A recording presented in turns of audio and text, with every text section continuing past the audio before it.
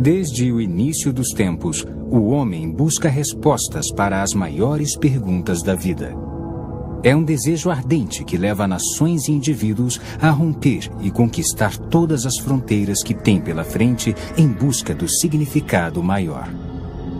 A busca por respostas tem levado a raça humana aos confins da Terra e além. Mas apesar de nossas maiores realizações, ainda resta uma e ainda não conquistada fronteira final: a morte e a vida depois dela. E é essa mesma fronteira que talvez contenha a verdadeira resposta para todos os mistérios da vida.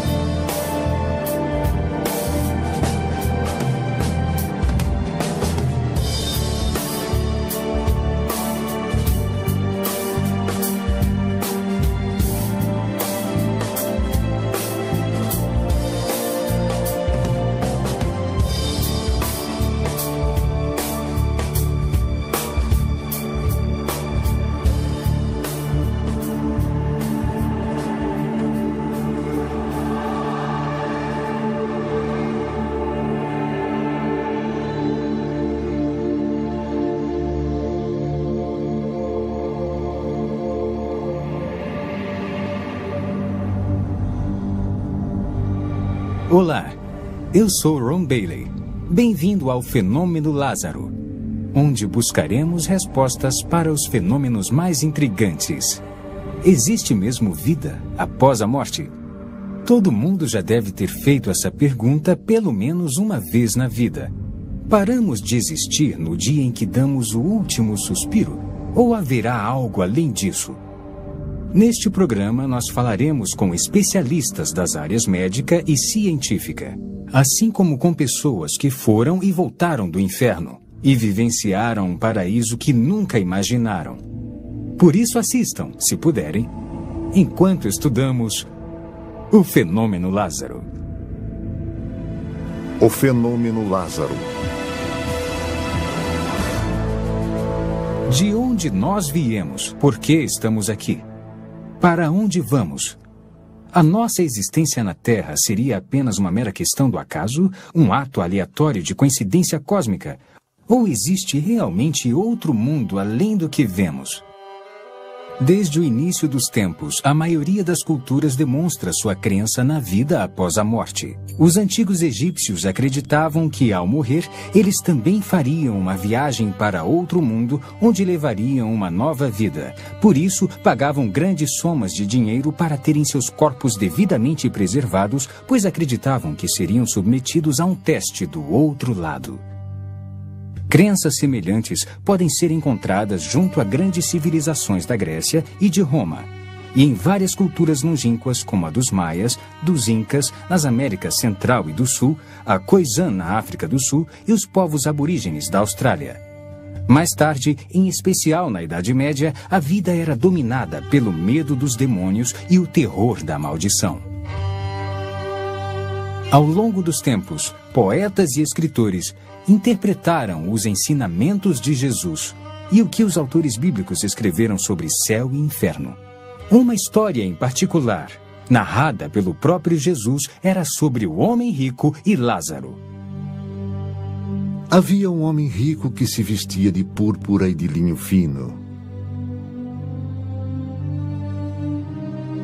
E havia um mendigo chamado Lázaro, que se deitara ao seu portão, cheio de chagas, e ansiava comer o que caía da mesa do rico.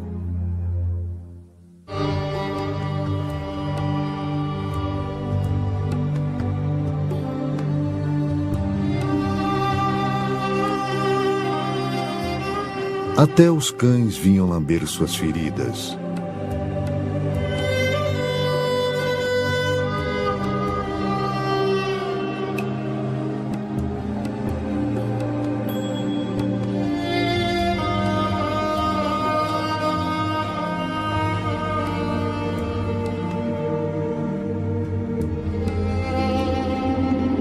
Chegou o dia em que o mendigo morreu, e os anjos o levaram para junto de Abraão.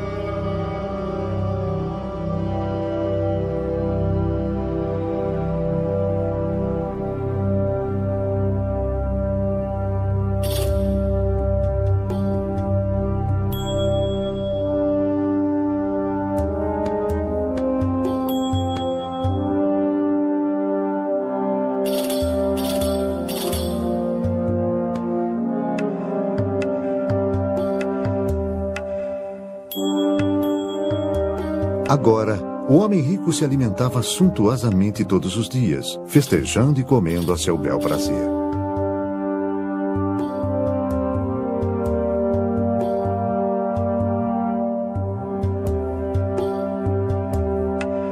Mas chegou o dia em que o rico também morreu e despertou no Hades.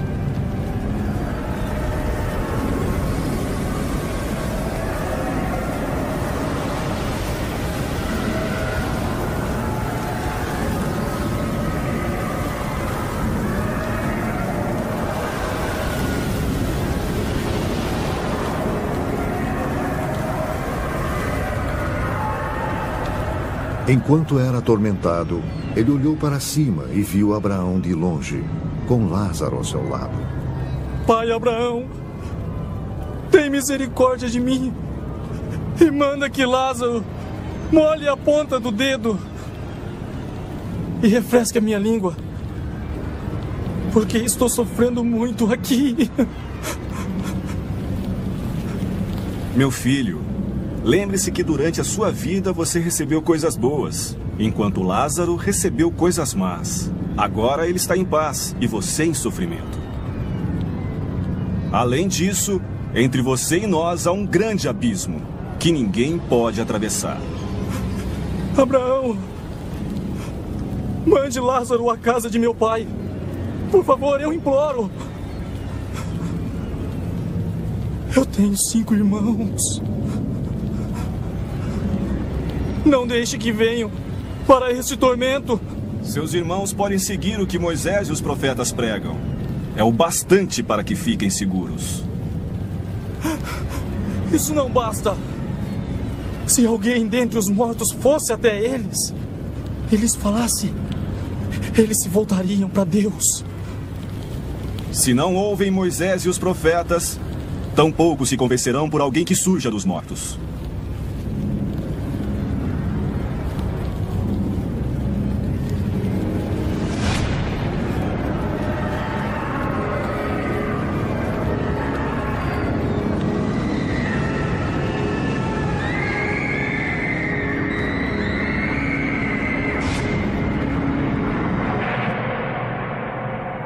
Mas seria esta crença, esse instinto humano aparentemente universal, um mero produto de superstições e doutrinas religiosas? Ou haveria uma evidência científica real para apoiá-la?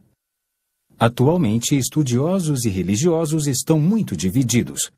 Alguns falam de reencarnação, outros da assimilação pela força vital universal. Ninguém tem certeza de nada. Ou tem? Perto do fim do século XX, surgiu um fenômeno onde as pessoas relatavam experiências de quase morte, também conhecidas como EQMS, nas quais encontravam algum tipo de realidade após a morte. A medicina moderna começou a se referir a esses casos como o fenômeno Lázaro, por causa de um outro personagem bíblico que também se chamava Lázaro e que foi ressuscitado por Jesus 4 dias após sua suposta morte. Mas o que é uma experiência de quase morte? O Dr. Jeff Long nos fala. Bem, conforme o termo experiência de quase morte sugere, essas pessoas sofrem um episódio no qual ficam gravemente comprometidas fisicamente. Geralmente é um mal físico que ocorre de repente ou no final de uma doença crônica. As experiências de quase morte são rapidamente associadas à parada da função cardíaca ou da função respiratória, e com muita frequência a ambas. E devido aos 10 segundos depois disso e ao EEG, que mede a atividade elétrica cerebral, fica totalmente plana, é inexplicável do ponto de vista médico que essas pessoas tenham uma experiência consciente. Há muito mais provas de que ocorrem mais coisas nas experiências de quase morte, o que não se explica do ponto de vista médico. Há pessoas cegas, inclusive de nascimento, que têm experiências de quase morte e, para a maioria, são experiências visuais, fato que é totalmente inexplicável do ponto de vista médico. São pessoas cegas cuja primeira experiência na vida em que enxergavam e podiam ver as coisas foi durante a experiência de quase morte. Não há outra explicação para isso. Há inúmeros relatos de pessoas que têm experiência de quase morte onde a consciência se separa do corpo. Por isso, de um ângulo privilegiado de suas consciências, elas conseguem ver e ouvir o que acontece em torno delas, enquanto estão sendo ressuscitadas. Frequentemente, elas conseguem ver com detalhes incríveis tudo o que acontece em volta. De todas as experiências de quase morte que estudei, onde a consciência se separa do corpo e dá para ver eventos do cotidiano, praticamente tudo que descreveram era totalmente plausível. E todas as experiências de quase morte que estudei, ao buscar confirmação do que viram, enquanto a consciência estava separada do corpo, todas as vezes, com exceção de um caso, tudo que viram e ouviram estava totalmente correto. E não há explicação para isso, para a consciência separada do corpo no momento de uma parada cardiopulmonar.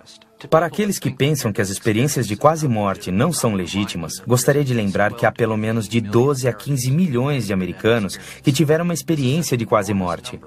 É um número significativo de uma experiência comum que afeta tanto a vida deles que não importa a causa da experiência de quase morte, nem as ideias sobre por que ela ocorre. Creio que não há dúvida de que, devido ao número de vidas afetadas, faz sentido estudá-la. É um fenômeno incrível e são muitas as implicações oriundas dele. Um dos médicos que vivenciou isto em primeira mão é o Dr. Melvin Morse, do renomado Hospital Infantil de Seattle. A experiência de quase morte é de fato a experiência da morte. Todos nós teremos essa experiência quando morrermos. A interpretação da experiência é controversa.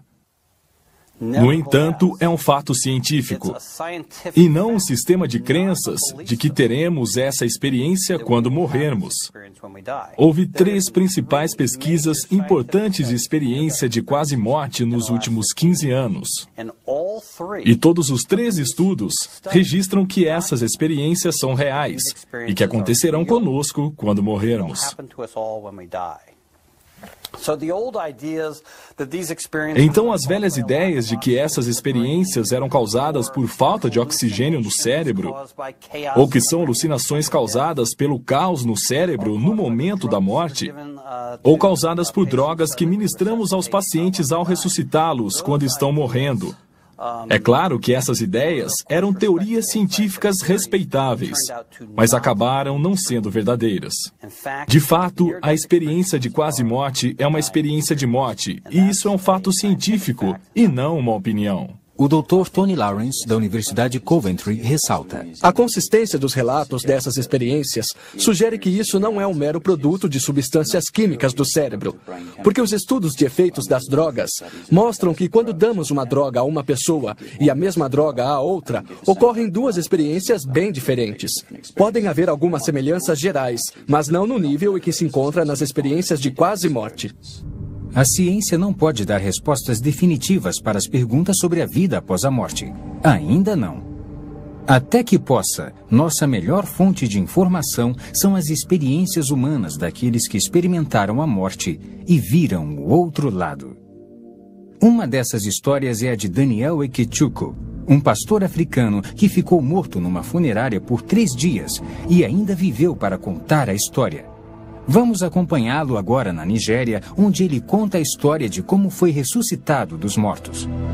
Ressuscitado dos mortos, uma história verdadeira.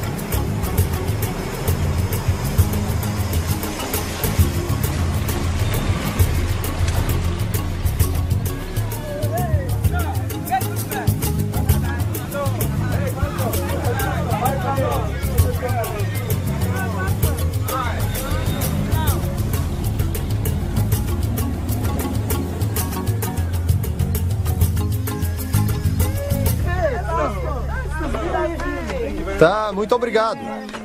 Olá, crianças, como vocês estão? O Natal para a família Ikechukwu sempre foi uma época de celebração. Celebração do nascimento de Cristo e do amor dos amigos e da família. Oi, pai. Oi. Trouxe um bode para o senhor. Mas desta vez, tudo foi diferente. Aparentemente, tudo parecia bem. Mas por dentro, Daniel estava fervendo de raiva e intolerância. Ele havia brigado com a esposa recentemente e ainda nutria um profundo ressentimento. Tive uma briga com minha esposa na terça-feira. E pus a culpa nela da pequena briga que tivemos. Na noite de terça-feira, ela bateu na minha porta e eu não quis abrir para ela. Então, na manhã de sexta-feira, ela tornou a bater na minha porta. Não abri. Na sexta de manhã, ela acordou e eu saí. Ela me deu bom dia, eu não respondi, não falei com ela. Fiquei quieto e saí na sexta de manhã. Ela me ofendeu, fez uma coisa errada, e eu fiquei zangado e irritado com ela. A raiva de Daniel o cegou tanto que ele nem viu o filho naquele dia. Mamãe! Sim, meu filho. Onde está o papai? Ele foi levar o bode pro vovô em Oweri. Quando o papai vai voltar? Logo, filho, vá brincar.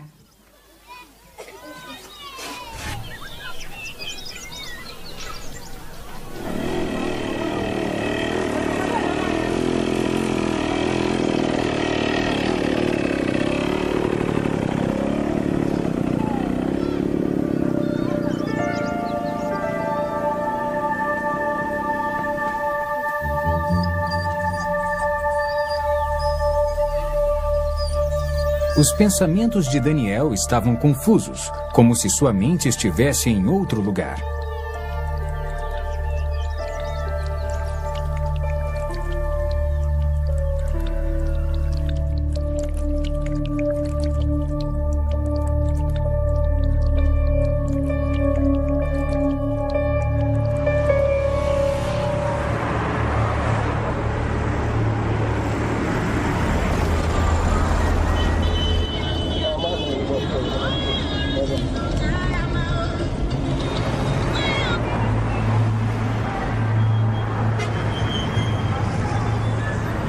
Conforme o sol começava a sumir, Daniel começou a correr, querendo chegar em casa. Ele ainda estava muito zangado.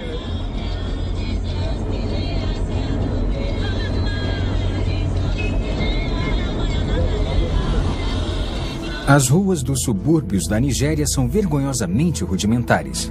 Uma experiência difícil, no mínimo. Daniel sabia que devia dirigir com cuidado. Mas naquele dia, o carro dele parecia meio lento e desregulado. Quando ele descia uma das estradas de terra, tentou pisar no freio. Mas não houve resposta. Daniel começou a bombear o pedal energicamente, mas foi em vão.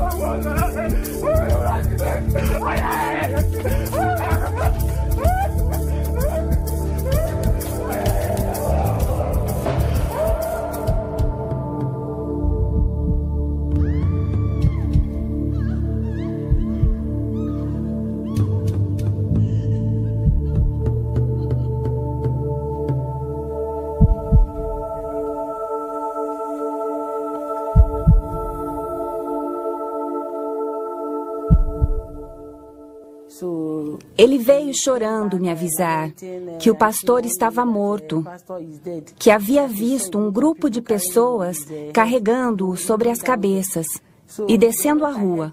No instante em que ouvi seus gritos e ouvi que o pastor estava morto, eu soube que era meu marido. Por isso, comecei a correr na direção do local que havia ocorrido o acidente. Quando Neca chegou ao local do acidente, ela soube que Daniel ainda estava vivo, mas em estado muito grave.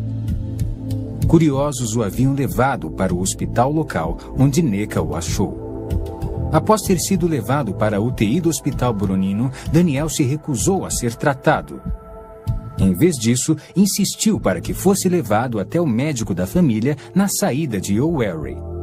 Preciso ver o Dr. Miserec. É o médico da família em O'Wary. Médico da família? Eu não entendo. É o que meu marido quer, doutor. O cirurgião do hospital disse à esposa de Daniel em termos bem claros que ele não estava em condições para viajar devido à extensão dos ferimentos. Senhora, ele não está bem. Está confuso agora. Ele precisa ficar aqui. E não está em condições de decidir o que é melhor para ele. Por isso... Mas apesar dos apelos do cirurgião, Neca foi firme. É o que o meu marido quer. Se ele for agora, receio que ele possa morrer. E não posso impedir isso.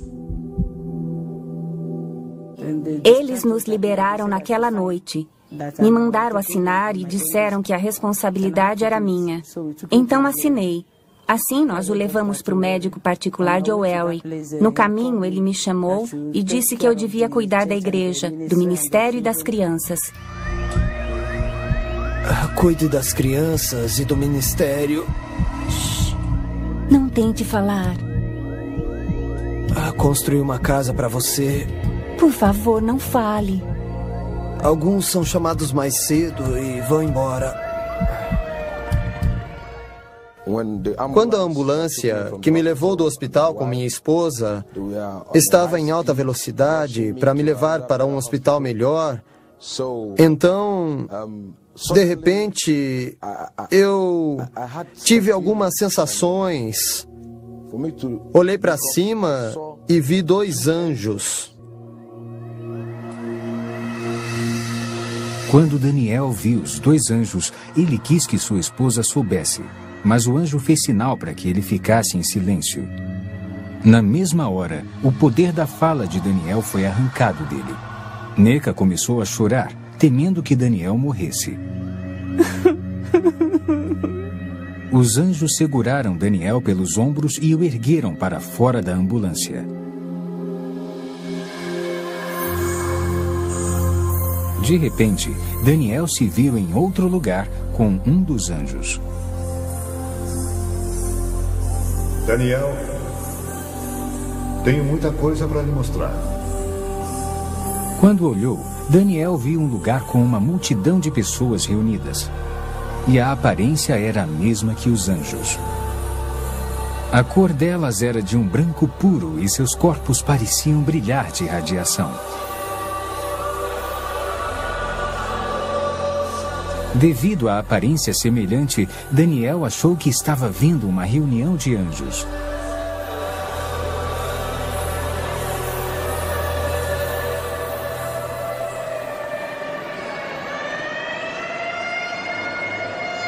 Enquanto isso, a ambulância corria para a clínica Santa Eunice em O'Wary.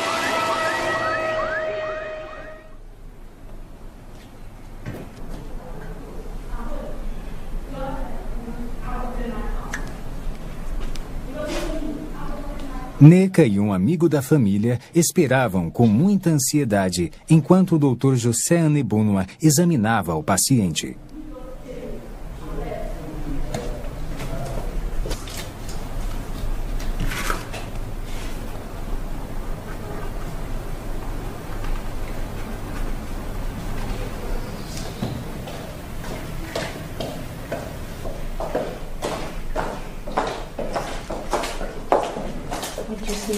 Onde está Neca? Ah, eu sinto muito. Sinto muito. Não havia mais nada a fazer. Sinto muito. Este é o atestado de óbito. Entregue ao agente funerário. Ele cuidará de vocês. Sinto muito.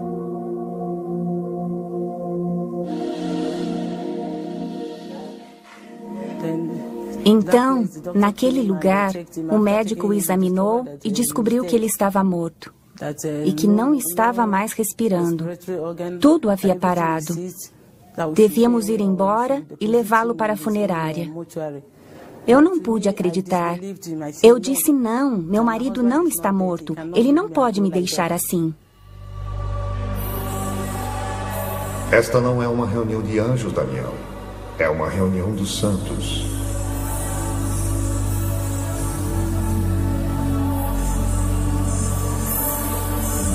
As diferenças entre os santos e os anjos são sutis. A cor deles é um branco puro, brilhante da cabeça até os pés. Mas a diferença é que os anjos têm asas, enquanto os santos não.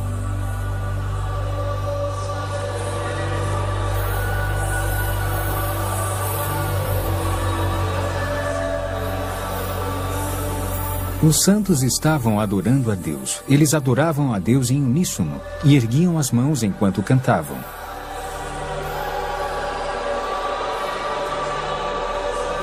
Daniel ouviu o som de muitos instrumentos e não era igual a nada que tivesse ouvido antes.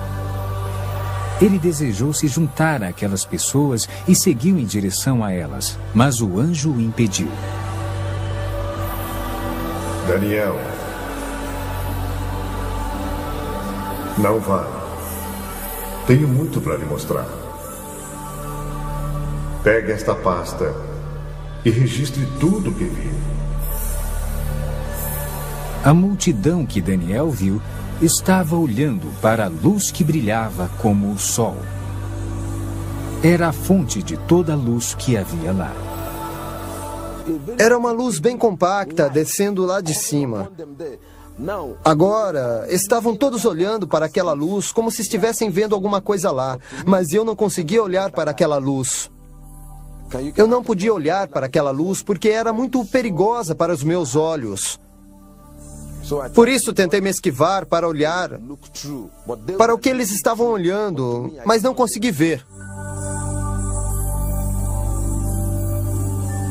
Funerária de Owerri, 30 de novembro de 2001. O corpo de Daniel foi levado para a funerária onde Burlington Manio, o agente funerário local, providenciou o enterro. Então vamos começar a embalsamar. Vou precisar de 1000 niras. Depois me traga as luvas, a roupa dele e então prepare um caixão. E me dê 2 dias de intervalo antes de vir buscar. Está tudo bem para você? Era o dia 30 de novembro de 2001. Foi neste dia em que trouxeram o reverendo Daniel Eke. Ele morreu em um acidente. Esse foi o dia. Trazido pelo pai, Sr. Lawrence Eke Ibua. Então, depois do tratamento, dei algumas injeções, algumas doses. Essa é uma seringa de 5 ml. Usei umas 6 seringas nos dedos das mãos e dos pés para tratar antes do embalsamamento.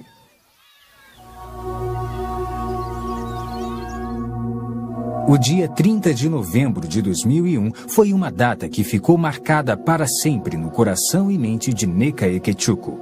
Ela, de fato, se lembra muito bem. Aquele dia foi terrível de aguentar. Eu fiquei chorando. Então a palavra de Deus apareceu para mim em Hebreus 11, versículo 35. Mulheres que pela ressurreição tiveram de volta os seus mortos. Quando eu li essa passagem, eu disse, seus mortos de volta à vida. Comecei a meditar tudo sobre a palavra de Deus. Então eu disse, os mortos, meu marido é um dos mortos que ressuscitam. Preciso levá-lo para a vigília de Bonk para que ele ressuscite. Vamos visitar as mansões que Jesus preparou para o seu povo. Na mesma hora, Daniel estava em um novo lugar com mansões radiantes até onde a vista podia enxergar. Não se comparava a nada que ele conhecia na terra. Apesar das aparências lembrarem prédios, a estrutura era incomum. Não era feita de materiais terrestres.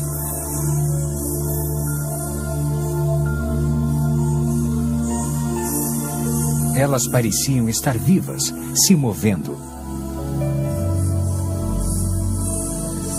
Daniel, Jesus terminou seu trabalho. As mansões estão prontas, mas os santos não estão prontos. Havia um som de linda cantoria e adoração, e parecia vir de toda parte.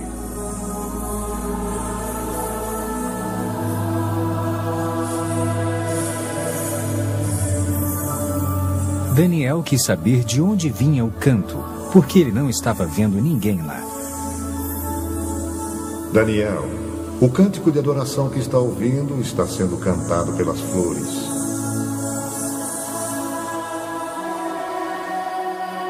Quando olhou, Daniel viu as flores balançando em resposta à música.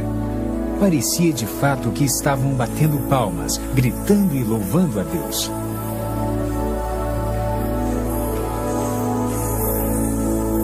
Estão esperando pelos santos.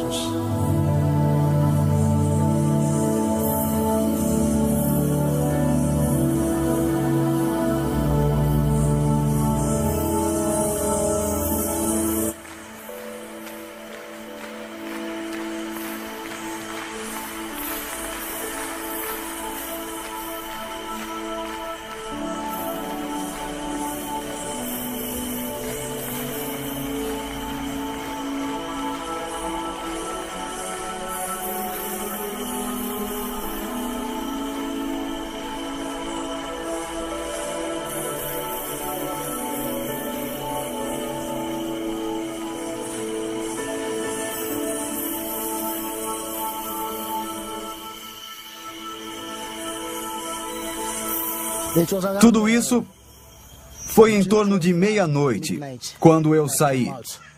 Comecei a ouvir barulho por aqui. Fiquei imaginando se as pessoas da igreja estavam em vigília ou algo parecido. Continuei ouvindo cantorias, louvores, palmas. Fiquei pensando e decidi vir até a funerária.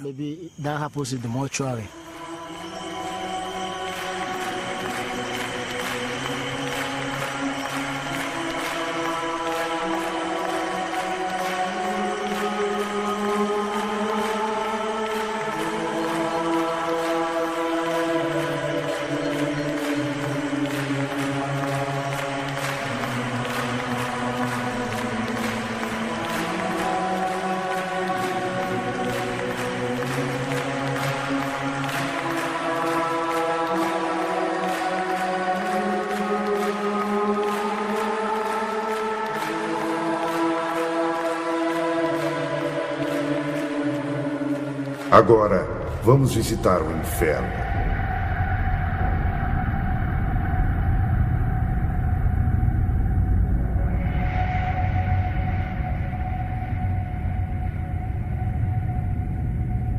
Dá para ver os portões do inferno?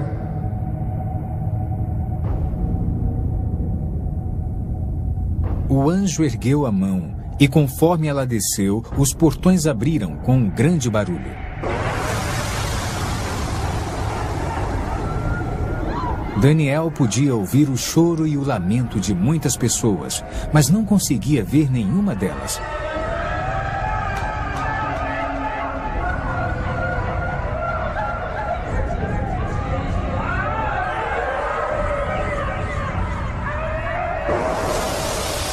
Então uma luz brilhou do corpo do anjo para a escuridão, para que Daniel pudesse ver com mais clareza.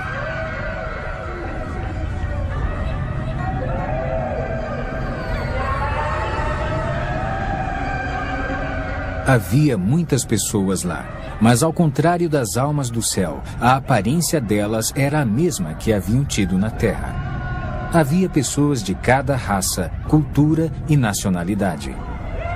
Cada pessoa parecia aprisionada em seu próprio tormento pessoal, um tormento que continuava pela eternidade, e não podiam se comunicar com as outras. Os sons de choro e lamento eram quase ensurdecedores.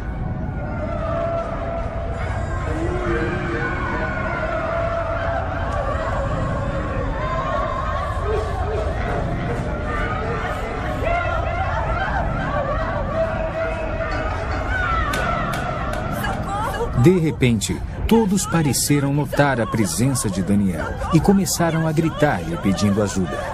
E chamavam apenas por Daniel, como se não pudessem ver o anjo.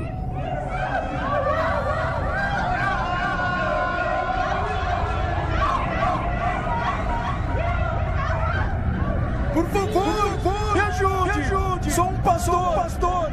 Roubei dinheiro na igreja e menti! Me ajude! Por favor! Estou pronto para me arrepender! Me ajude! Na mesma hora, depois que o pastor fez aquela declaração, a força que o atormentava pareceu aumentar.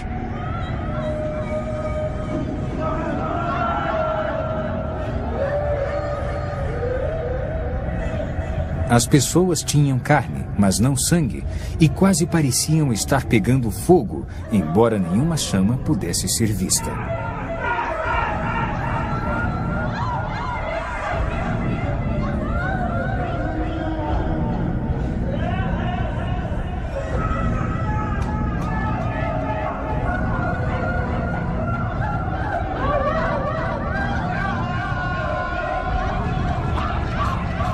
Havia um grupo de pessoas que estava comendo a própria carne. Elas vomitavam o que comiam e a carne crescia de volta. Isso continuava em um ciclo interminável de tormento.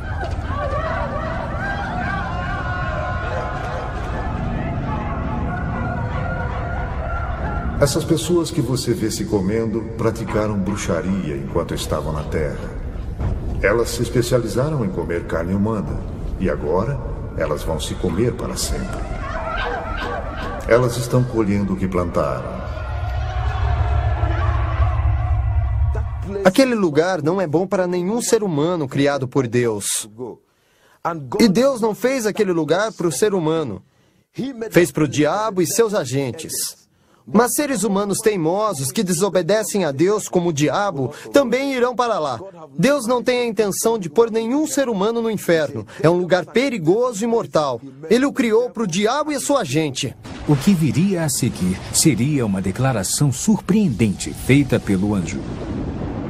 Daniel nunca imaginou em sua vida que ele ouviria o julgamento. Daniel, se o livro de sua vida fosse fechado hoje, isto lhe caberia? Não! Eu sou um pastor! Sou um filho de Deus, eu nasci de novo! Eu prego por todo esse país!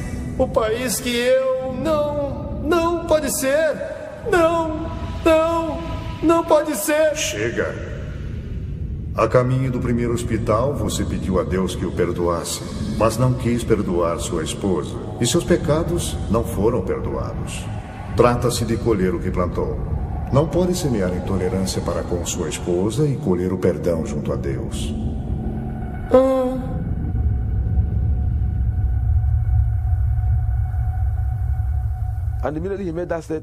No instante em que ele disse aquilo, meu espírito me convenceu que o que o anjo havia dito, ou o meu julgamento, era verdade. Eu não disse não, porque me lembrei que havia brigado com minha esposa na quinta-feira. E na briga que eu havia tido com ela, eu a havia ofendido. Então, na noite de quinta-feira, ela bateu em minha porta. Não abri a porta para ela. Então, na sexta-feira de manhã, ela bateu de novo em minha porta. Não, na sexta de manhã, ela acordou e saiu. Ela disse, bom dia. Eu não aceitei. Não falei com ela. Fiquei em silêncio e parti na sexta de manhã. Entende o que eu fiz? Porque minha esposa me provocou. Ela me ofendeu, ela fez uma coisa errada e eu fiquei com raiva dela. Fiquei irritado. E não aceitei a sua saudação. Parti na sexta-feira. Quando estava voltando, sofri um acidente e morri. Por isso, o anjo me disse que minha esposa havia me oferecido a paz e eu não a perdoara e me voltei para Deus e pedi que Ele me perdoasse. Ele não me perdoou e eu iria para aquele lugar. Então eu chorei, mas não disse não. Não recusei o julgamento. O julgamento era verdadeiro para mim, porque eu sabia que, no fundo, eu estava zangado com a minha esposa. Eu estava pensando no que fazer com ela. Pensei, minha esposa me esbofeteou, me bateu. O que vou fazer com ela? Fiquei pensando no que eu iria fazer. Por isso, no fundo, eu estava irritado e acredito que Deus estava julgando o meu coração. Ele disse que eu não havia perdoado minha esposa e não estava perdoado. Fiquei chorando, chorando e gritando sem parar. Só dizia, viu como destruía minha alma? Enquanto eu gritava e chorava, eu tive medo, as lágrimas cobriram meu rosto. Entrei em pânico porque aquele lugar não é bom para ninguém. E o modo como estavam as coisas, se Deus quisesse mesmo me mandar para o inferno, nada o impediria. Enquanto nós discutíamos, um grupo de pessoas, milhares de pessoas estavam sendo mandadas para o inferno.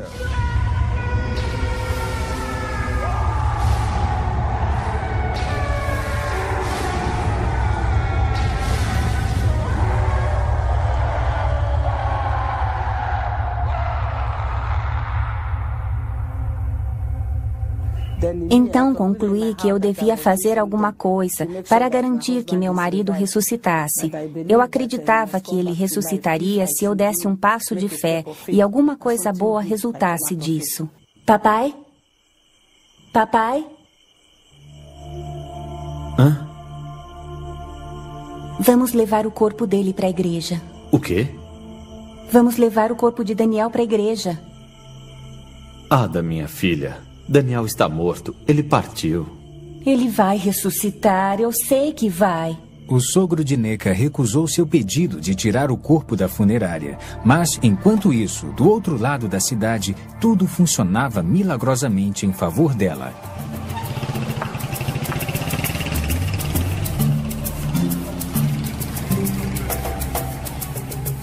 Entre 5:30 e 6 horas, saí de casa para o endereço do pai. E quando perguntei pelo senhor, o senhor Lawrence Ekei Bua, então eles me levaram até ele e eu pedi que tirassem o corpo que haviam levado para a minha funerária. Mas eles alegaram que o reverendo havia morrido em um acidente e que estava sangrando muito. Então eu pedi que levassem o corpo. Eu vi alguns sinais. Não sei o que há de errado com o corpo. Eu não quero que me assombre, porque esse trabalho é entediante, é perigoso.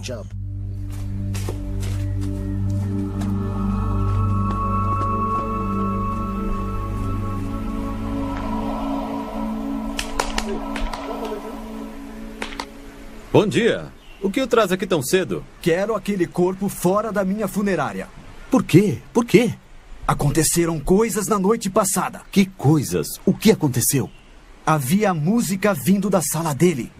Ah, fique calmo. A música vinha da aldeia que estava festejando. O que isso tem a ver com os mortos? Não é isso.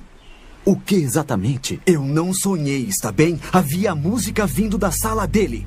Meu jovem, você bebeu ontem à noite? Eu não bebi nada. Tudo o que eu disse é verdade.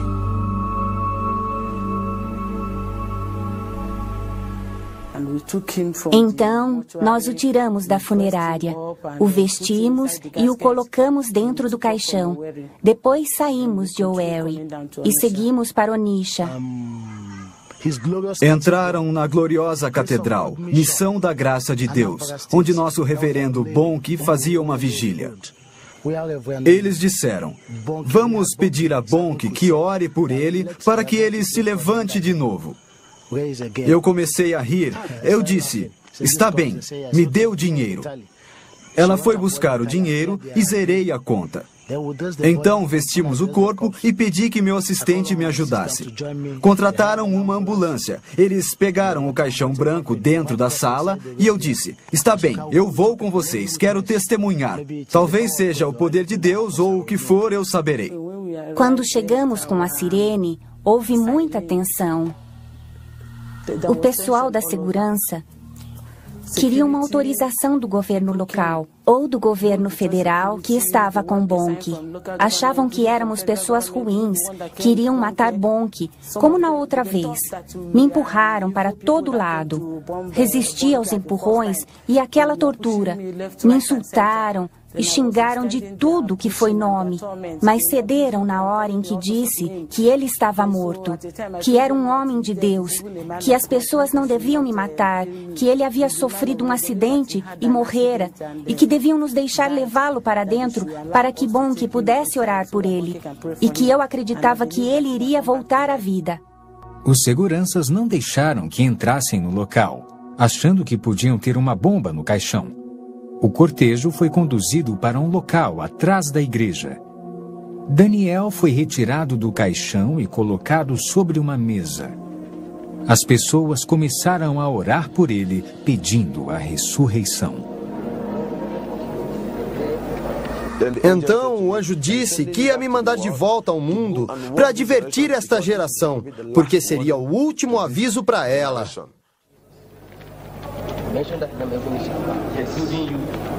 Com as orações, o coração dele começou a bater. A vida voltou em seu coração. Continuamos orando sem parar. Enquanto tudo isso acontecia, ele começou a respirar aos poucos, mas seu corpo ainda estava rijo.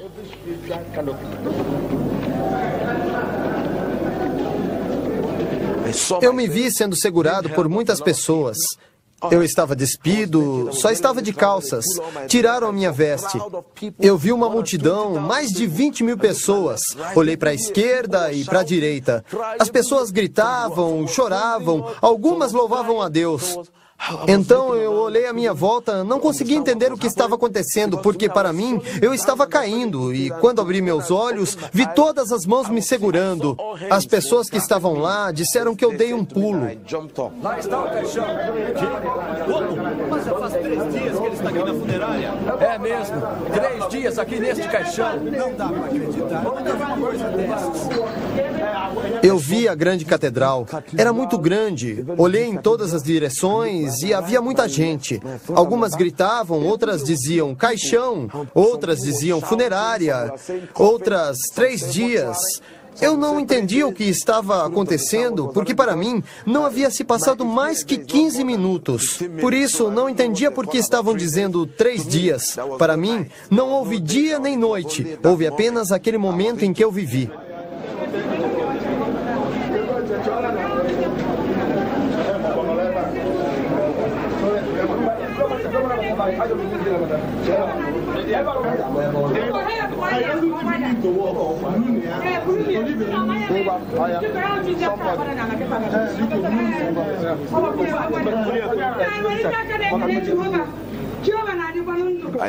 Então, perguntei à minha esposa o que estava acontecendo. Ela me pediu para ficar quieto até chegarmos em casa.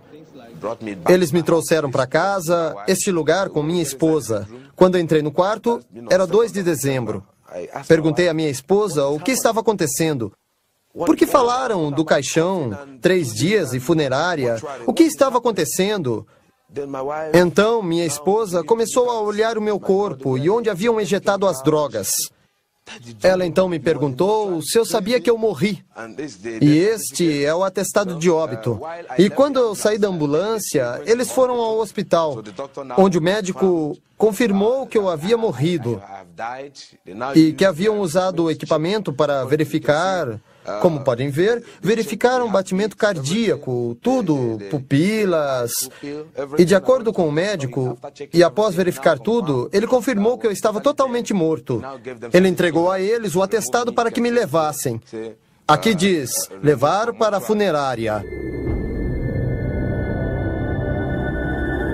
Relatos como esse causaram um enorme impacto no mundo, repercutindo entre os profissionais das áreas médica e científica.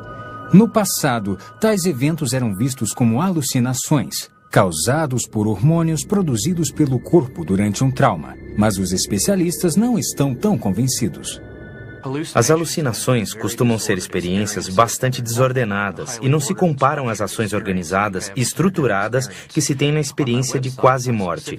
No meu site da internet, faço a seguinte pergunta: sua experiência foi irreal de alguma forma? E fiz recentemente um estudo sobre isso.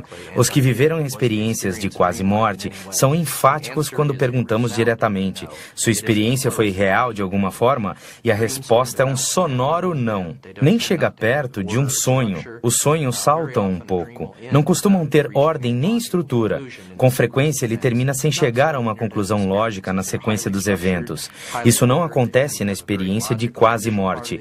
Ela é altamente estruturada e ordenada. Costuma ter uma parte inicial bem lógica e no final da experiência bem estruturada e ordenada, há um final também ordenado.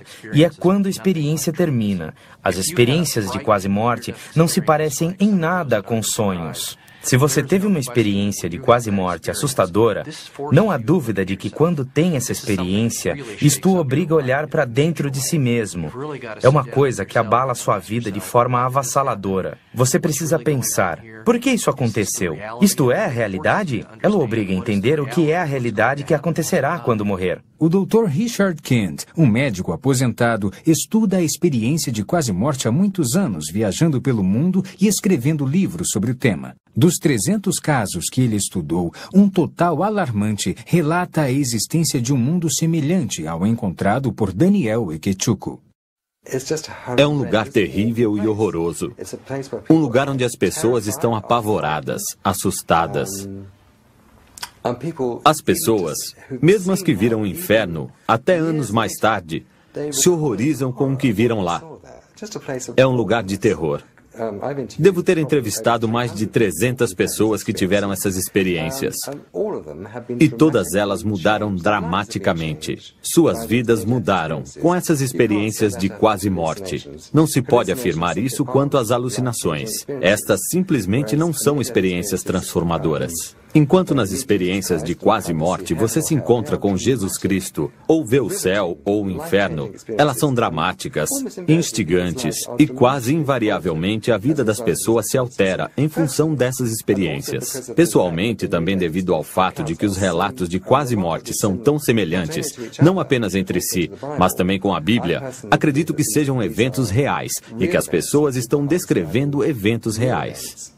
Quando você lê um jornal, fica sabendo de uma pessoa que teve um tipo de experiência de quase morte, deixando seu corpo e atravessando um túnel e indo para um lugar de luz. São só aqueles que chegam perto, que reconhecem Jesus Cristo. Eles o descrevem como tendo quase 1,80 m de altura, uma luz radiante, uma quantidade tremenda de luz saindo do corpo dele, do rosto, do peito, dos braços e também das pernas. Não é apenas a aparência de Jesus. É o fato de sentirem a presença de muito amor. Muitas pessoas dizem que nunca se sentiram assim, que nunca sentiram totalmente cercadas de um amor tão poderoso assim. É um amor incrível. Apesar das pesquisas científicas esclarecerem bastante o assunto, apenas aqueles que experimentaram a realidade da vida após a morte são os que podem nos dar uma ideia do que acontece quando morremos. Como Ian McCormick, um neozelandês.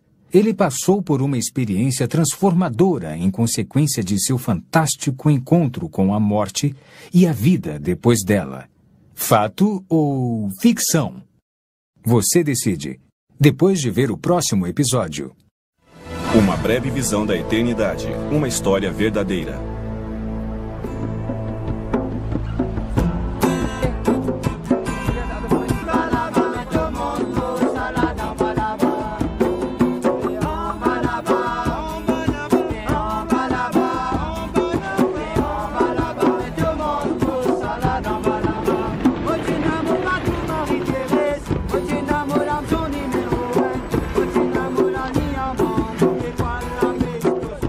Em 1900, creio que no final dos anos 70, vi um filme chamado Alegrias de Verão, que falava de dois garotos californianos com suas pranchas de surf, viajando pelo mundo em busca do verão interminável, nenhum inverno e a onda perfeita. Ele me conquistou e eu pensei, esse sou eu.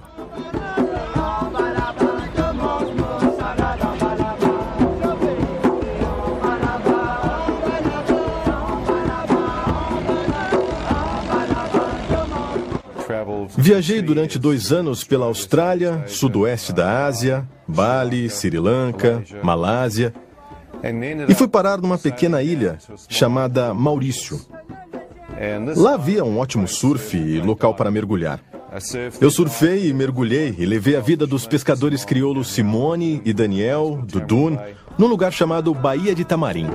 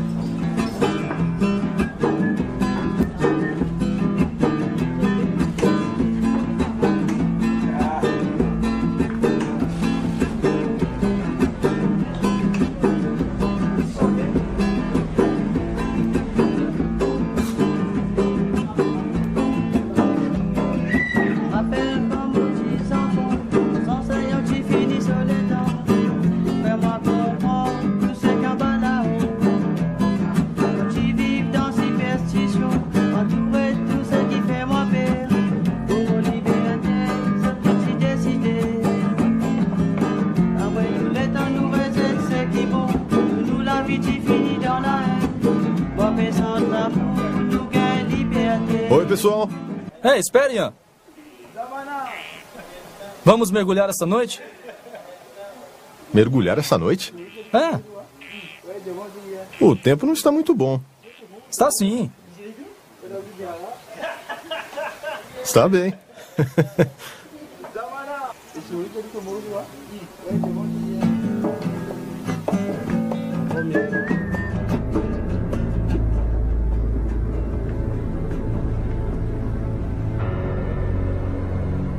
Conforme avançávamos, dava para ver o reflexo da luz na água e quando espirrava, a água ficava cintilando. Uma linda noite.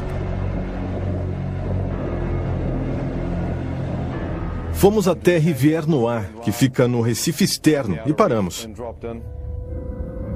E começamos a pegar lagostim.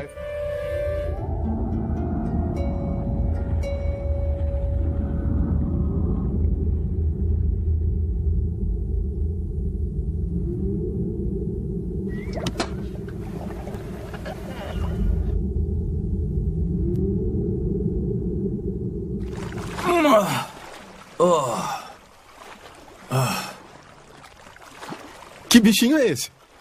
Se isso é o melhor que se consegue, eu vou voltar para Nova Zelândia. Ei! Ei, não faça isso! Por que não? Vai acordar os tubarões. Não se preocupem.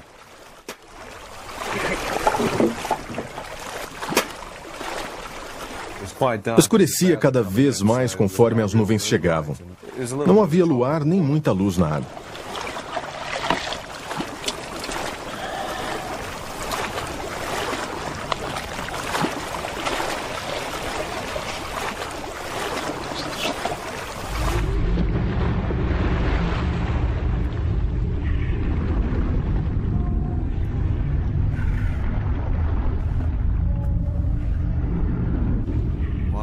Quando mergulhei na ilha onde aprendi a fazer o mergulho noturno,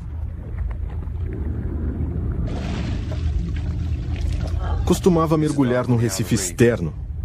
Enquanto mergulhava, olhei com a lanterna de mergulho para que os caranguejos e os lagostins aparecessem. Com a lanterna, podia cegá-los. E aí era fácil pegá-los.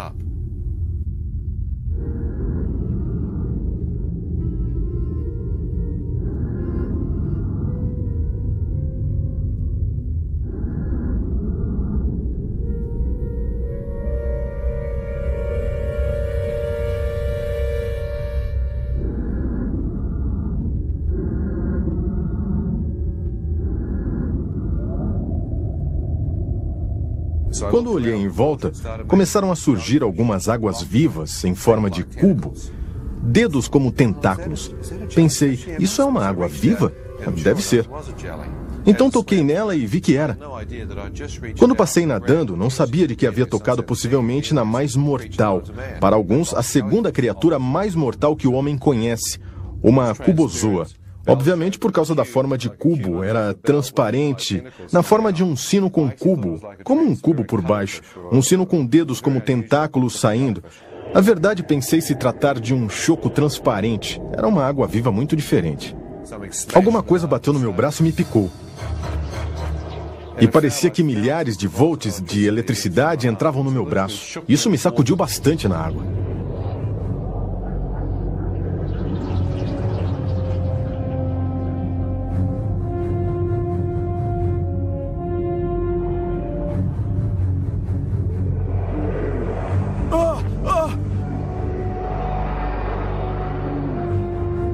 Conforme eu nadava para sair, era picado por outras.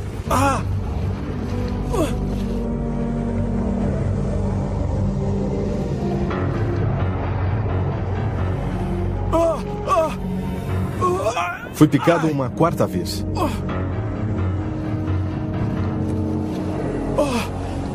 Ei, o que foi? Ei, Ian, o que foi? O que foi, Ian? O que aconteceu? Vamos tirá-lo daqui, vamos tirá-lo. Depressa, vamos. Venha, me ajude. Vamos tirá-lo. Vamos. Com mais força, pessoal, me ajudem. Rápido, depressa. Vamos tirá-lo daqui. Rápido, me ajudem aqui. Vamos, pessoal. Pra lá, vamos. Pro barco, vamos. Ajuda aqui, traga-o para o barco. Vamos. Isso. Puxa. Vamos, suba. Força, vai, agora. Isso aí, Ian. Vamos.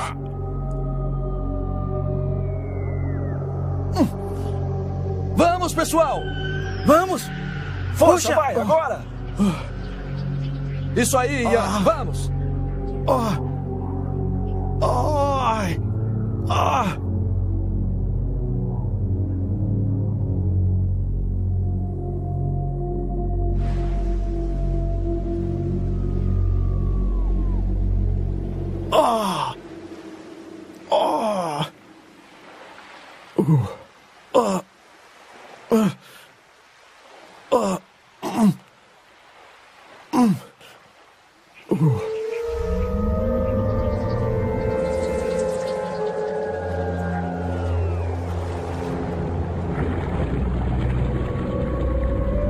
Meu braço direito ficou paralisado e arrastando na água quando fui atingido uma quinta vez. Enquanto sentia a dor, pensei, o que foi que eu fiz para merecer esse tipo de castigo ou revide? Veio uma avalanche de lembranças de coisas que eu havia feito de errado na vida, e lá estava eu pensando, bem, não adianta pensar nisso. Se mereço ou não, estou morrendo. É melhor tentar me manter lúcido. Enquanto o rapaz me levava pela lagoa, tentei ficar o mais calmo possível, mas senti o veneno indo para os meus rins, como se alguém tivesse me dado um soco nas costas, conforme o veneno avançava pelo lado direito do meu corpo. Quando cheguei à praia, o rapaz me ajudou a sair. Dei um passo à frente e minha perna direita dobrou embaixo de mim. Percebi que o veneno já havia adormecido ou paralisado o lado direito do corpo. O jovem me carregou pela areia. Foi muito cansativo. Moço! Ei, fica tranquilo, você vai melhorar. Ei, moço! Fica tranquilo, você vai melhorar, cara. Está bem? Fica tranquilo. Percebi que ele temia por seus irmãos no Recife.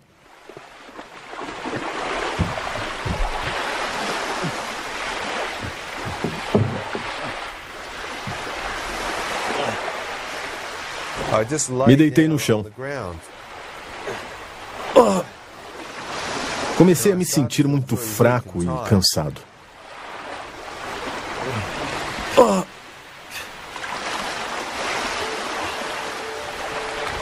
Senti que meus olhos começavam a se fechar e, conforme isso acontecia, ouvi uma voz me dizer, filho, se fechar os olhos, nunca mais acordará. O quê? Quem disse isso?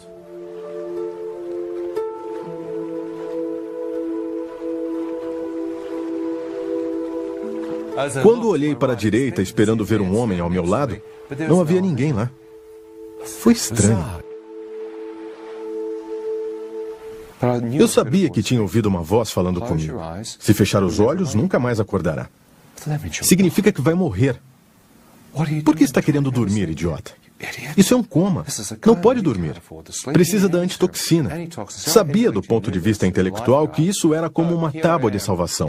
Mas estava enfrentando o fato de que o veneno podia estar me matando e eu não estava ciente de que estava à beira de um provável coma. E acredito, da morte certa. Então me levantei, enfrentei a morte que se aproximava de mim da melhor forma possível e senti que minha perna esquerda ainda estava forte o bastante para sustentar meu peso.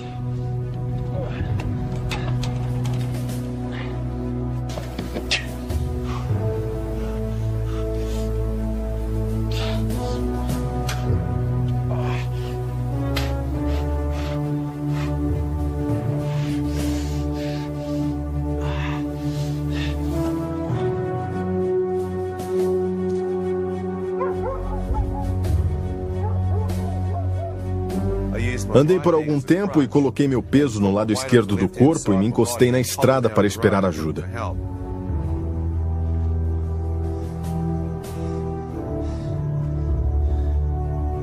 Se fechar os olhos, nunca mais acordará.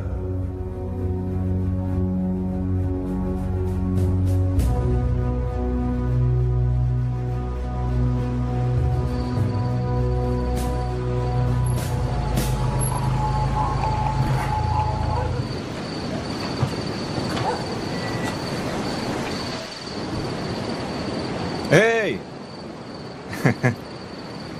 Como vão? Tudo bem? E aí? Onde estão os clientes? Já acabou? Ei, olha aquele cara! Um surfista bêbado de novo. Ei, me ajudem! Por favor, me levem para o hospital. Você tem dinheiro? Tenho. Eu pago. Quanto você tem? 50, 100 dólares, qualquer coisa.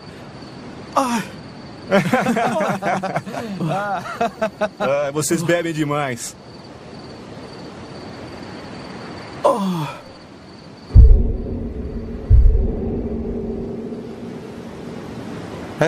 Enquanto se afastavam, acendiam um cigarro, me ignorando. Eu ouvi a voz falando comigo de novo. Ela disse: "Filho, está disposto a implorar por sua vida? Por favor, me ajude. Por favor." Quanto tem aí com você? Eu vou pagar. Eu vou pagar.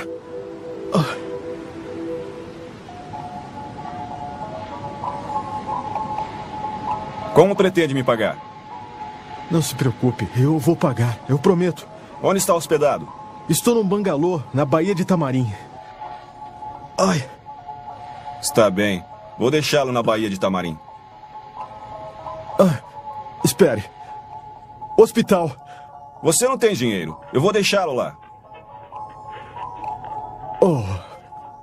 Por favor.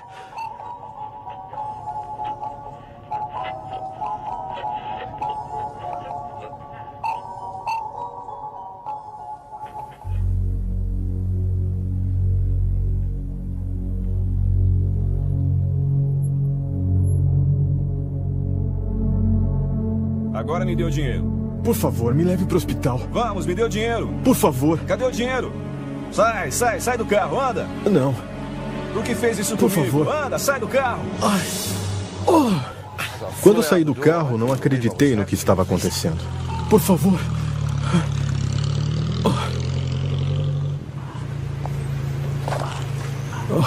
Enquanto fiquei lá deitado, podia ouvir a voz familiar de outro pescador da aldeia, o Daniel. Ian, o que aconteceu? Água viva! Me picou! Água viva? Água viva! Vou levá-lo para o hotel. Ele me pegou em seus braços e me levou até o hotel. Os chineses haviam fechado o bar e ao lado da piscina estavam sentados jogando mahjong e bebendo uísque.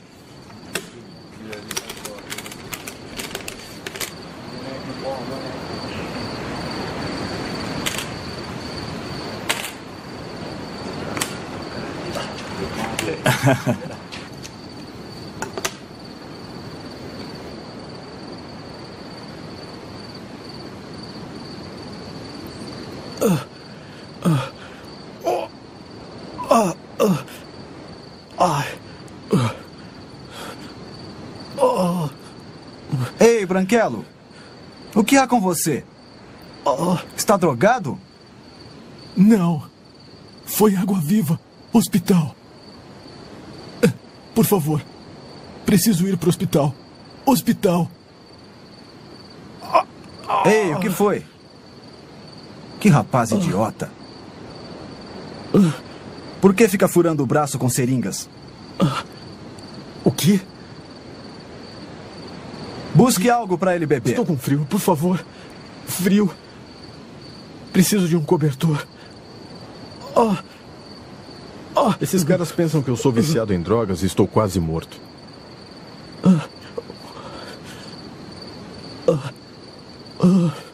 Idiota. Não entendo isso.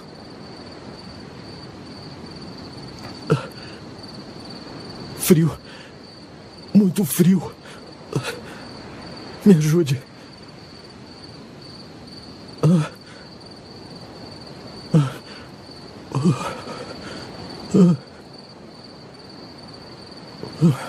Toma. Bebe um pouco de leite. Ei, ele não quer. Toma, bebe logo esse leite.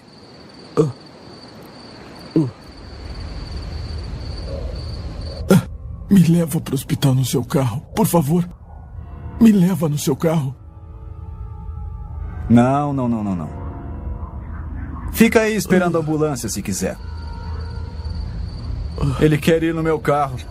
Olhei para o outro lado. Sabia que se olhasse para ele, perderia a cabeça. Pensei comigo mesmo, se eu sobreviver a isto, você já era chinês. Ora, eu estava furioso. Olhei para o outro lado, pensando no que ia fazer com ele se eu sobrevivesse. E vi Daniel surgindo de repente, correndo em minha direção. Para minha surpresa, uma ambulância estava chegando no estacionamento. Depressa, andem. Foi picado por uma água-viva. Vamos logo. Como? Água-viva? Está tudo bem, Ian. Tudo bem. Não se preocupe, não se preocupe. Você vai ficar bem.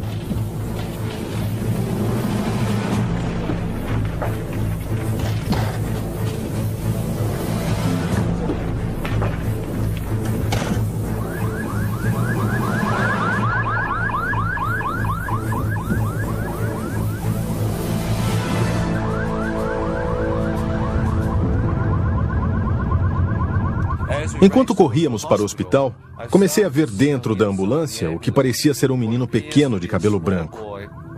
Eu vi trechos da vida de um menino com cabelo cor de neve e então percebi que estava olhando para mim. Eram trechos da minha própria vida. Será que estou tão perto assim? Com a mente fiz uma conferência mental dos meus sinais vitais. Minha mente indicou que eu estava bem perto da morte. Enquanto estava lá deitado, pensei, bem, posso estar bem perto da morte. Posso não conseguir. Enquanto estava ali deitado, sem saber o que fazer, vi aparecer diante de mim uma visão clara da minha mãe. Ela olhava direto nos meus olhos. Ela disse o seguinte, Ian, não importa o que você fez na vida, filho.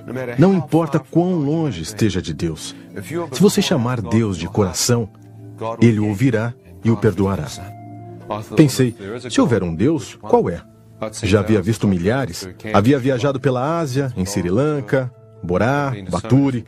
Havia estado em tantos lugares diferentes e fiquei lá deitado pensando. Deus, se você é real, apareça. Costumava dizer, só rezo se conseguir ver Deus.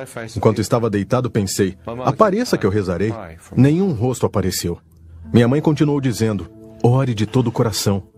Deus, se você existe, se isto é real, me ajude a orar. Me ajude a rezar a única oração que aprendi. Me ajude a lembrar o Pai Nosso.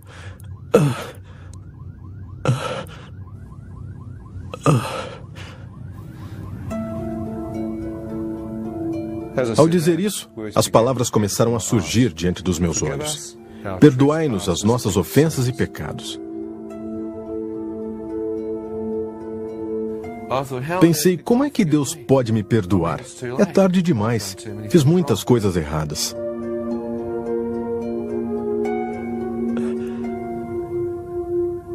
Deus, se você existe e pode me ouvir, por favor, me perdoe.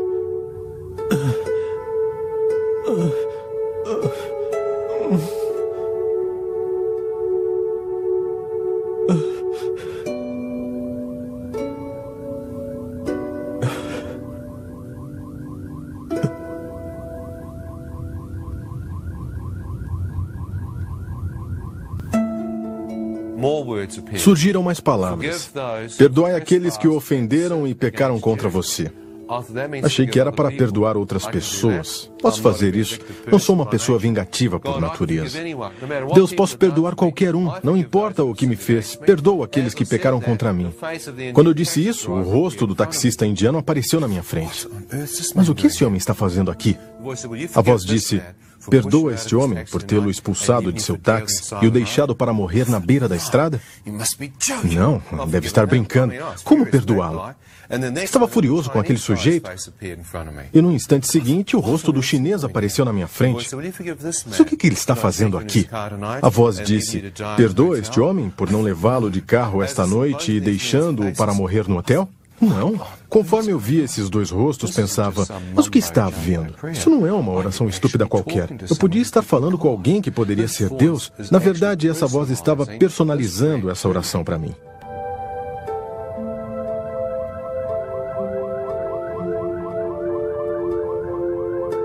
Deus, se puder me perdoar pelos meus pecados,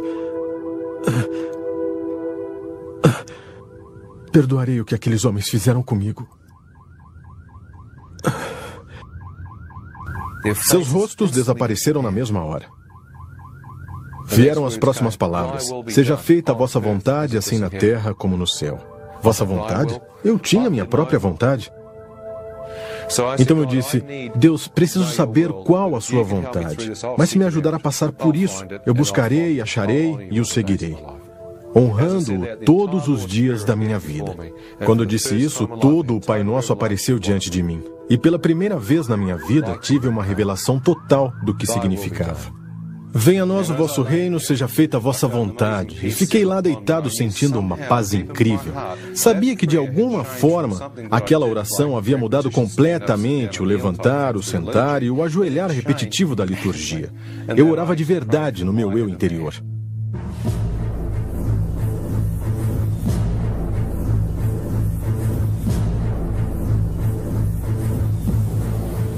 O que houve? O que ele tem? Picado. Água viva. Água viva? Senhor, consegue me ouvir? Enfermeira, busque a antitoxina. Vamos, vamos, depressa.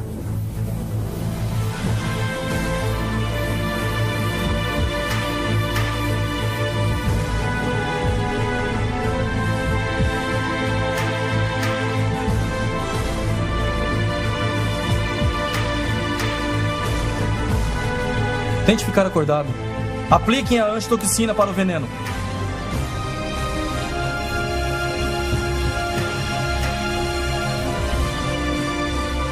Doutor, não consigo achar a veia. Deixa eu ver. Vamos, faça assim. Dê uns tapinhas.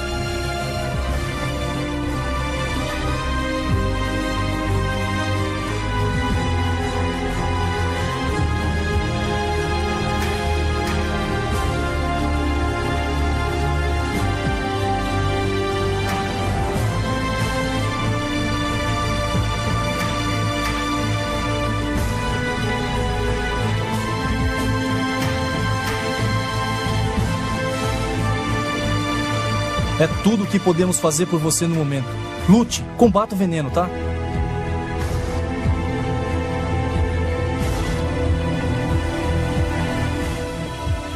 E pude me sentir indo embora. Foi terrível, assustador. Você pode ouvir tudo.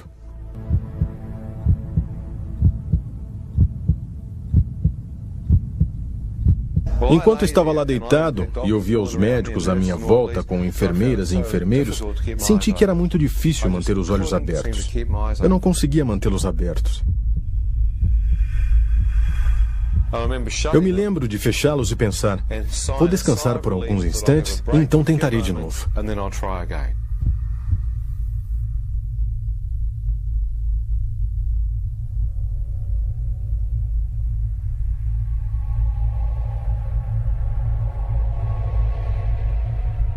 Ao fazer aquilo, tive uma sensação de libertação. A batalha para ficar vivo terminara.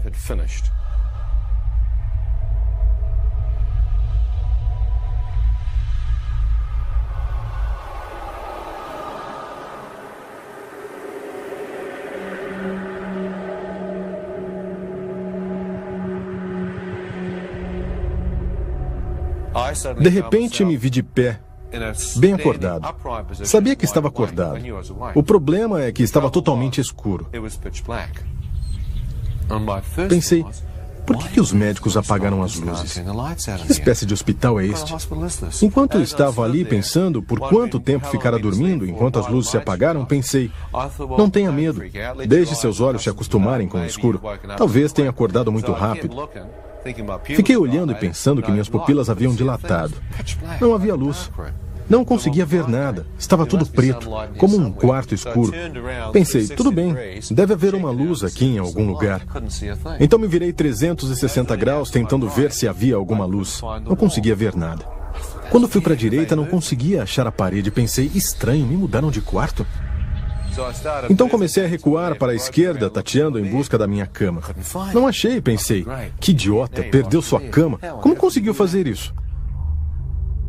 Então continuei tateando, tentando achar minha cama. O pensamento seguinte foi que estava tão escuro ali que não dava para ver a mão na frente do rosto. Então levei minha mão na direção de onde meu rosto deveria estar e ela parecia passar direto, como se não houvesse uma forma física ali. Pensei, é impossível. Não pode perder a cabeça. Procurei o meu corpo físico, absolutamente nada. Mas o que está acontecendo? É como se tivesse saído da minha forma física, como se fosse transparente, e ainda tenho a sensação de ser um ser humano completo ali de pé. Ian, eu mesmo, pareço estar ali de pé. O que aconteceu? Enquanto estava lá de pé, comecei a sentir alguma coisa à minha direita olhando para mim. Na minha frente senti olhos invisíveis, alguma coisa ou alguém me examinando.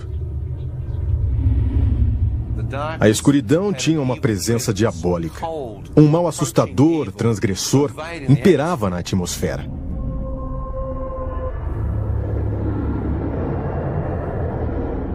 Onde estou? Cale-se! O quê? Merece estar aqui. O quê? Mereço estar onde? No inferno. Agora cale-se.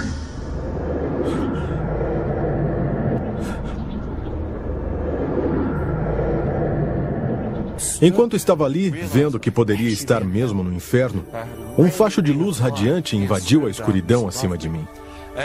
Quando a luz tocou o meu rosto, senti uma incrível presença me envolver e todo o meu corpo parecia se elevar do chão e ser transportado para essa luz radiante. Enquanto estava sendo levado por ela, pude ver que ela vinha de uma forma circular bem acima de mim. Senti um rastro de poeira sendo arrastado em direção a essa luz. Enquanto era levado em direção a ela, pensei, isto é real? Olhei para trás, por cima do meu ombro, e bem abaixo de mim, pude ver a escuridão. Ainda sem entender o que era aquela luz, comecei a me mover em direção à abertura, entrando nela. Ao ser arrastado pela abertura, pude ver que havia um túnel. E olhando toda a dimensão dele, pude ver a fonte da radiação. O primeiro pensamento foi que era o centro do universo. Olha só essa luz. Que poder emanando dela. Ao ser levado em direção a ela, observei uma onda de radiação saindo. E essa onda de luz que saiu da fonte me tocou. E me senti aquecido, confortado. Todo medo e escuridão pareciam ter saído e senti uma luz viva se apoderar de mim. Feixes de radiação vinham do centro, como um fogo branco, uma radiação fantástica da parte central. De lá, vi a luz brilhante abrindo caminho. Pensei, até as estrelas e as constelações do universo devem obter sua fonte de energia a partir deste ponto focal. Que luz seria aquela? Haveria alguém lá dentro, cercado por aquela radiação? Enquanto eu questionava a respeito, uma voz falou comigo do centro da luz. Assim que ouvi a voz dele, vi que era a mesma que havia falado comigo na ambulância, ao me dizer o Pai Nosso e para perdoá-los. Então eu estava mais tranquilo. E ele disse, Ian, você deseja voltar? Se deseja voltar, você deve ver sob uma nova luz. As palavras surgiram diante dos meus olhos. Deus é luz. E nele não há escuridão. Pensei, Deus é luz. Será que aquele era Deus? Então não havia mais nenhuma escuridão. Eu acabava de vir da escuridão. Quem quer que fosse esse ser estava totalmente separado da escuridão. Não vi sombra, não vi mal, apenas uma pura radiação branca, e ele sabia meu nome. Será que eu estava na presença de Deus e falando com ele? Pensei, se for, ele é capaz de ver meu espírito totalmente nu. Ele pode ver tudo. Comecei a recuar. Enquanto eu recuava em direção à escuridão do túnel, observei ondas de radiação saindo dele. Esperei que me tocassem e literalmente me levassem de volta ao centro. Mas enquanto aquelas ondas de luz emanavam para frente, elas passavam por mim. E tudo o que senti foi amor. O amor fazia com que me derramassem lágrimas. Estava simplesmente chorando. Podia sentir aquela aceitação vindo. Eu disse, Deus não pode me amar. Eu o amaldiçoei. Mais amor. Eu disse, tenho cometido, meu Deus, pecados. Tenho dormido por aí, usando drogas e mais. Conforme o amor aumentava cada vez mais, eu revelava o que sabia ser as coisas mais imorais da minha vida. Quando a luz se abriu, vi que bem no centro havia os pés descalços de um homem. Em torno dos tornozelos, uma veste branca ofuscante. Ela não era de tecido, mas de luz. Depois de ver aquilo, comecei a levantar o rosto e ver o peito do homem e seus braços estavam esticados, com a veste branca ofuscante, como se me recebesse. Quando olhei, eu soube que estava diante de Deus. Foi uma...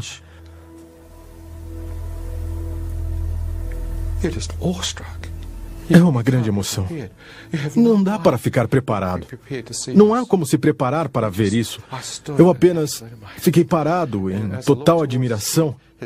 Quando olhei em direção da cabeça dele, seu cabelo era de um branco radiante. Do seu rosto parecia haver luz brotando em ondas, emanando de todo o seu rosto.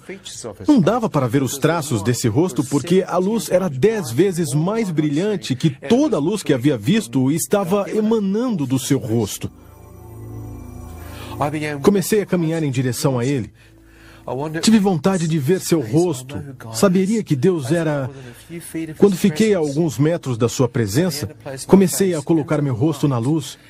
E ela não feriu meus olhos, como se pudesse ver dentro dela. Quando aproximei mais o meu rosto em direção à face dele, esperando romper aquele véu, quando avancei, ele se moveu de repente. Vi uma abertura de forma circular, como uma janela para a eternidade ou uma porta para a eternidade. Quando olhei através dela, pude ver uma terra toda nova se abrir diante de mim. Foi como se eu estivesse de pé na soleira da eternidade e estava espiando dentro dela. Enquanto olhava, pude ver a grama com a mesma luz e vida emanando dela. Pude ver flores, campos.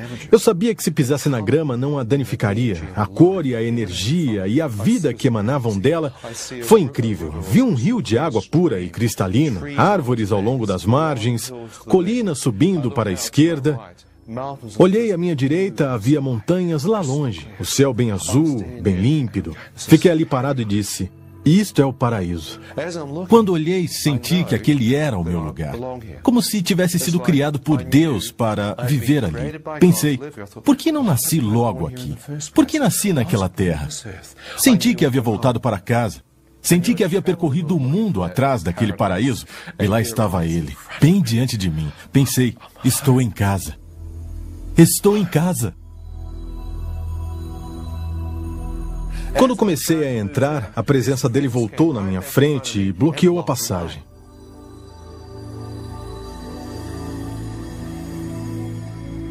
Ele me fez a pergunta, Ian, agora que você viu, você deseja entrar ou deseja voltar? Deus, eu não sou casado, não tenho filhos, não há motivo algum para eu voltar. Eu não quero voltar.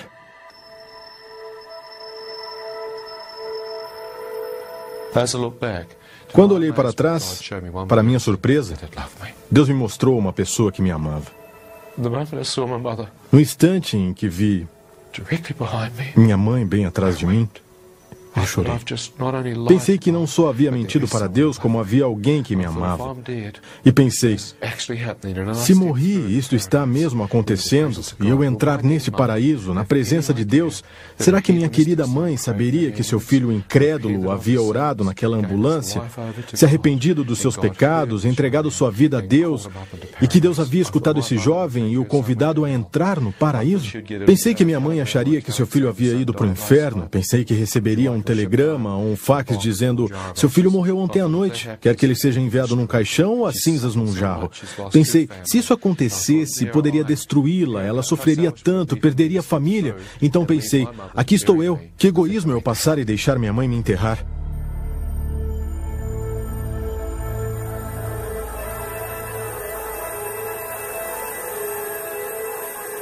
Eu quero voltar.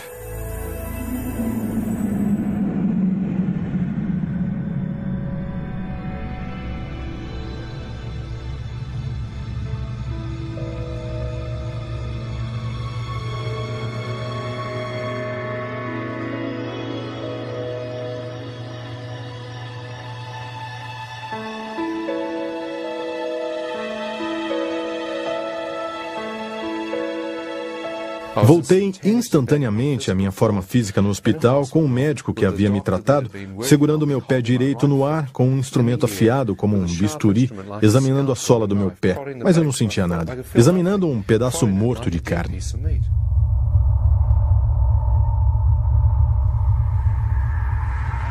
Enfermeira! Ouvi a voz de Deus interrompendo meu pensamento. Ele disse, filho, eu lhe devolvi a vida. O quê? Acabo de ver Deus? O que houve aqui? Senti uma vibração de força passar por mim. Foi como uma baixa voltagem de eletricidade. Vi que todo meu corpo começava a sentir de novo e algumas horas estava totalmente curado.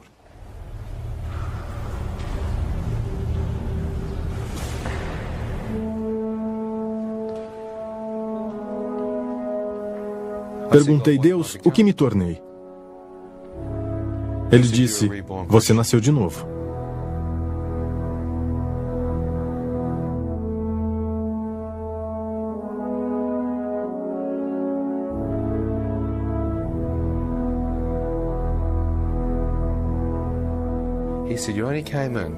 Ele disse, você só saiu porque seus pecados foram perdoados. E o sangue de Jesus o lavou. O sacrifício de Jesus Cristo redimiu seus pecados. Ao sair de sua presença, você se tornou branco como a neve. Eu disse que ele chegou para o lado. Ele disse, segundo Pedro, capítulo 3, versículos de 10 a 18. Deus criou um novo céu e uma nova terra para aqueles que o amam. Ele disse, toda esta terra morrerá, este corpo morrerá. Mas Deus disse, estar ausente do corpo é estar presente com o Senhor. Estar ausente do corpo é estar presente com o Senhor. Morte, onde está o teu aguilhão? A morte foi tragada. Como? Pelo poder da ressurreição de Jesus. O aguilhão da morte é o pecado, mas o dom gratuito de Deus é para aqueles que se arrependem de seus pecados. Seus pecados serão perdoados e eles terão vida eterna. Viver é Cristo, morrer é lucro. Quem eu tenho além do Senhor? Ele disse: uma nova terra e um novo céu, e uma nova Jerusalém descerá do novo céu sobre a nova terra, e não haverá mais doenças, nem sofrimento, nem morte, nem guerra, e nós habitaremos com ele por toda a eternidade. E há um rio de vida jorrando do trono de Deus, e aqueles que beberem dele terão a vida eterna. Sabe, é muito fácil mesmo ir para o céu. A Bíblia fala em nascer de novo, receber Jesus em seu coração, receber o Espírito Santo no coração e simplesmente virar uma nova criação. Essas são palavras técnicas, mas é mesmo muito simples. Você só precisa fazer uma pequena oração para o Senhor, pedindo que Ele entre em sua vida, aceitá-lo como Senhor e que Ele morreu por nós. E então, você irá para o céu. É simples assim. Jesus disse que você pode se converter. Na Bíblia, diz que podemos ser salvos. Jesus falou em nascer de novo. Isso aconteceu comigo há 26 anos e mudou a minha vida na época. Mas falando com todas essas pessoas que estiveram no céu e outras que estiveram no inferno, houve um tremendo impacto sobre mim. Mudou totalmente a minha vida e da minha esposa. Durante meio ano estamos viajando, falando com as pessoas sobre o céu e o inferno. E é para falar com elas sobre o inferno que eu viajo por muitos países mundo afora. Porque creio que as pessoas devem saber que há um lugar a evitar. Pense bem. Havia 2 ladrões na cruz. Um riu de Jesus e está no inferno. O outro fez uma breve oração e está no céu. É uma grande diferença. Talvez os mais convincentes de todos e únicas evidências verdadeiras tenham sido os relatos da vida real. Histórias como a de Daniel Ekechuko, que vimos hoje, e a de Ian McCormick mudaram para sempre nossa ideia da morte e da vida depois dela. Deus, demônios, um reino das trevas, um reino de luz. Fato ou ficção? É você quem decide. E não importa qual seja a escolha, baseada no que você viu, uma coisa está bem clara: o que nós fazemos na Terra ecoará por toda a eternidade. Eu sou Ron Bailey. Muito obrigado por assistir ao Fenômeno Lázaro.